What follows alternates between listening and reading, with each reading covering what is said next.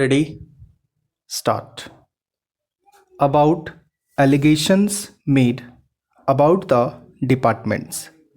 We have been noticing in respect of expenditure that as soon as amounts are allocated to the respective departments of the state government, they are not at all taking any interest whether a particular amount allotted to a particular department is properly utilized or not. It is done only after the entire amount is spent. It is time to have a mechanism to find whether the amount allocated to the departments of the state governments are properly utilized for the particular purpose for which they were earmarked, and it is ensured that in the future they do not spend all their amount at the end of the financial year. For example, if some amount is allotted to a particular department, they slip over that amount and then they spend that amount hardly at the end of March, with the result that the amount is not utilized properly. There is a scope for waste, corruption, and malpractices. Therefore, it is the duty of the government to come forward with proposals to check these malpractices and inefficiency prevailing in the departments. The report of the Comptroller and Auditor General for 1997-98 shows how the departments are not utilizing the amounts properly at all.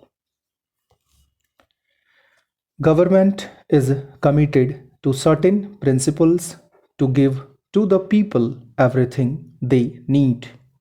But at the same time, the departmental executives do not understand the realities or the principles and the responsibilities of the government.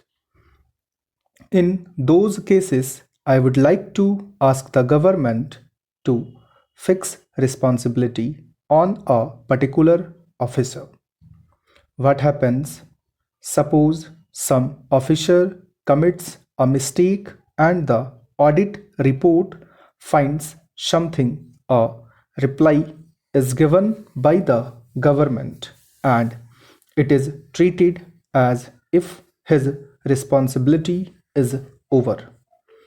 No action is taken against him. He may be transferred from one department to another. He has made some mistake or mischief at the cost of the exchequer and at the cost of public welfare. Government should fix responsibility on the officer, and then only this type of lethargy in the departments will go. We are getting assistance from foreign countries, the World Bank and the International Monetary Fund and other agencies, and the funds are utilized by our government.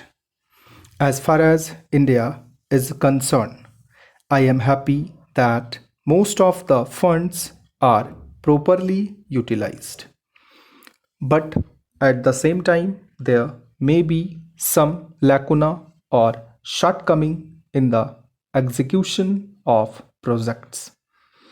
If the World Bank prepares an audit report, it should be placed on the table of the House so that we know what is happening, what difficulties are pointed out by the World Bank. Irrigation and power form the basis of the agricultural and industrial development of our country. After the droughts of the previous 2 years, no one in India needs any reminder about the vital importance of irrigation. There is also no doubt that electricity will always be a basic element in any formula for progress. The drought has also proved that electricity is an input for agriculture. I am glad to be here because, as engineers, scientists, and technologists, you represent the future. As citizens and administrators, we look to you to uncover our natural resources and suggest how best these might be exploited in the national interest. Technology is moving ahead in every direction, and day by day, new opportunities are opening up before all of us. What we need is the availability of large quantities of power at very low prices, which would influence changes in technology and stimulate the development of a new technology. We have vast water resources in the Indo-Gangetic basin, of which I am being constantly reminded by our Minister Dr. K.L. Rao.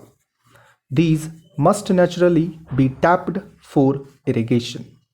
When one merely thinks of all that our institutions or a board such as yours can do, the prospects are truly exciting and open up new vistas in many areas of national life.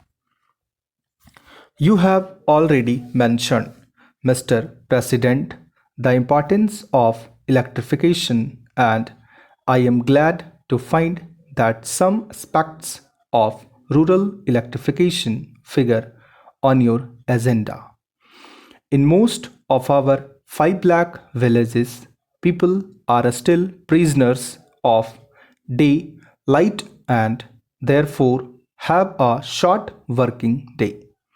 At one time, we hoped that we would be able to electrify at least 1 lakh villages by 1990, which is the Gandhi Centenary year. I still hope that we will somehow manage to reach this target and will continue to make rapid progress towards bringing electricity to the remaining villages. Today, we are able to build a good deal of the generating and transmission equipment which is required. But we have also to improve the economics of our power generation and transmission so as to supply cheap power to needy consumers and yet earn profits on the operations of our electricity undertakings. The development of regional grids will assist in optimizing the distribution system. This will be a great help to enrich all of us and yield better and quicker results. Stop.